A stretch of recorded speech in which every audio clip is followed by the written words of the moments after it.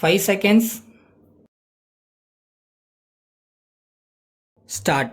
மாண்புமிகு துணைத் தலைவர் அவர்களே, இந்த ஆண்டு வரவு செலவு திட்டத்தை முழு மனதோடு ஆதரிக்கும் முறையில் என் கருத்துக்கள் சிலவற்றை சொல்ல விரும்புகிறேன். இவ்வாண்டு சமர்ப்பிக்கப்பட்டுள்ள வரவு செலவு திட்டம் எதிர்காலத்தில் ஏழைகளுக்கு நல்ல வழிவகைகள் வகுக்கும் திட்டமாகவும் மக்களுக்கு பொறுப்பு உணர்ச்சியை எடுத்துரைக்கும் திட்டமாகவும் இருக்கிறது. இந்த நாட்டின் ஆசிரியர்களின் குறைகளையும் காவலர்களின் குறைகளையும் உடனடியாக கவனிக்க வேண்டும். காரணம், நாட்டு மக்களின் அறிவு வளர்ச்சிக்கும் சத்திய நெறிக்கும் நாணய வாழ்க்கைக்கும் நீதியை காக்கவும் முக்கிய பொறுப்புள்ள ஆசிரியர்களுக்கும் காவலர்களுக்கும் பொருளாதாரத்தில் வசதி செய்து தர வேண்டுமென்று மிகவும் தாழ்மையுடன் கேட்டுக்கொள்கிறேன். ஆசிரியர்களுக்கும் காவலர்களுக்கும் அவசியம் ஊதிய உயர்வினாலோ வேறு விதமாகவோ அவர்களின் பொருளாதார முன்னேற்றத்திற்கு வழி செய்ய வேண்டுகிறேன். இது அரசின் நிர்வாகத்திற்கு மிகவும் அவசியம் எனவும் வற்புறுத்துகிறேன். தவிர தொழிலாளர்களின் நிலைமை அரசை பொறுத்தவரையில் அனுதாபத்துக்கு உரியதாக இருந்து வருவதோடு பல நன்மை பயக்கும் சட்டம் செய்வதையும் பாராட்டுகிறேன். ஆனால் தொழிற்சாலை முதலாளிகள் எங்கு பார்த்தாலும் ஆள் குறைப்பு திட்டம் கொண்டு வந்து வேலை இல்லாத நிலைமையை உண்டாக்கி வருகிறார்கள். இது விஷயத்தில் தொழிலாளர்கள் மிகவும் பரிதாபத்துக்குரிய நிலைமையில் இருந்து வருகிறார்கள். ஆகையால் இதில் அரசு தலையிட்டு நியாயமான குறையை கண்டு ஆவண செய்ய கோருகிறேன். கிராமங்களில் வேலையில்லா திண்டாட்டத்தை போக்க கிராமங்களில் இருக்கும் புறம்போக்கு நிலங்களை ஏழை விவசாய மக்களுக்கு கொடுத்து கூட்டுறவு முறையில் பயிர் செய்தால் வேலையில்லா திண்டாட்டத்தை போக்குவதோடு உற்பத்தியையும் பெருக்க வசதி ஏற்படும் என்று கூற விரும்புகிறேன்.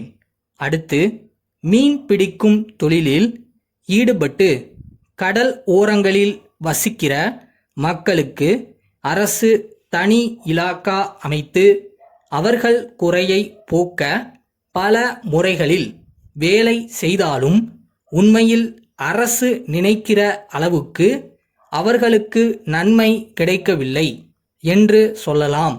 உதாரணமாக, விற்பனைக்கு மீனை கொண்டு போக லாரிகள் ஏற்பாடு செய்யப்பட்டுள்ளன.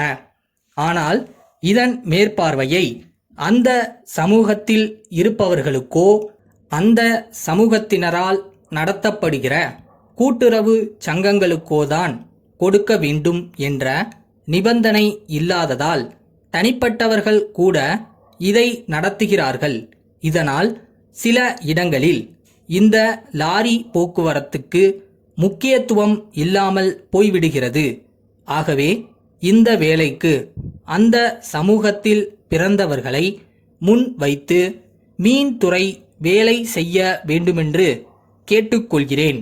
மேலும் இவர்கள் தொழிலுக்கு மிக முக்கியமான கட்டுமரங்களை அரசே முன்பணம் போட்டு வெளி இடங்களிலிருந்து வரவழைத்து மீன் பிடிக்கும் ஏழை தொழிலாளர்களுக்கு நியாயமான விலையில் கொடுத்து இந்த ஏழை சமூகத்தை ஆதரிக்க கோருகிறேன்.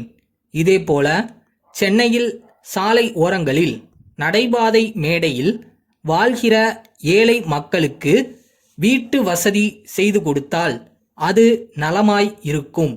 மும்பை வள்ளுவர் கூட்டமைப்பிலிருந்து சென்னை திருவாளர்கள் முருகன் கூட்டமைப்பிற்கு எழுதும் கடிதம்.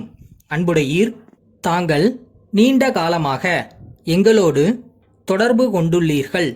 எங்களுடைய பொருள்கள் நாடு முழுவதும் நல்ல வரவேற்பை பெற்று வருகின்றன. இது எங்களுக்கு மிகுந்த உற்சாகத்தை ஏற்படுத்தியுள்ளது. எனவே இப்பொழுது நாங்கள் எங்களுடைய தொழிலை விரிவாக்க முனைந்துள்ளோம். அதற்காக சில நவீன கருவிகளை வாங்க வேண்டிய அவசியம் ஏற்பட்டுள்ளது. அவைகளை வாங்கி நிறுவுவதற்கு சிறிது காலம் ஆகலாம். அதனால் இடைக்காலத்தில் இப்பொழுது உள்ள உற்பத்தி திறனுக்கு தடை ஏற்படக்கூடிய வாய்ப்பு உள்ளது. ஆகையால் கோரியுள்ள பொருள்களை அனுப்புவதில் கொஞ்சம் காலதாமதம் ஏற்படக்கூடும். புதிய கருவிகள் நிறுவப்பட்டு உற்பத்தியை கூடிய விரைவில் அதிகரிக்க நாங்கள் முயற்சி செய்து கொண்டிருக்கிறோம். வாடிக்கையாளர்களுடைய கோரிக்கைகளையும் தேவைகளையும் பூர்த்தி செய்ய நாங்கள் ஆவண செய்து வருகிறோம். தற்போது உள்ள காலதாமதத்திற்கு வருந்துகிறோம். இதனால் தங்களுக்கு ஏற்படக்கூடிய சிரமத்தினை பொருட்படுத்தாமல் எங்களுக்கு தங்கள் ஆதரவை தொடர்ந்து அளித்து வருவீர்கள் என்று நம்புகின்றோம். தங்கள் நம்பிக்கையுள்ள